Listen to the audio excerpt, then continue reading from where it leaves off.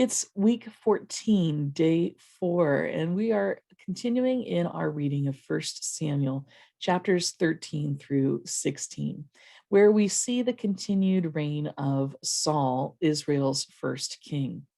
What we also see in this is his own lack of care in following God's commands.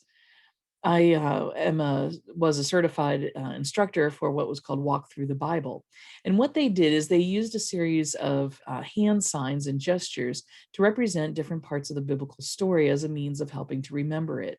And when we get to the kingdom period where we are now, we talk about Samuel, who was the one who listened to God. But then we talked about the three kings that come up in succession. The first one being Saul, and the sign was Saul, and then no heart. And we see even here that Saul has no heart and no commitment to the God that has put him into this powerful position. Sure, he's good looking and he's even gifted, but he is also a shallow individual with only a general or surface kind of commitment to God. And his lack of patience on waiting for God's timing will ultimately be his downfall. So much so that God has already given up on Saul, and he has Samuel go and anoint the next king of Israel.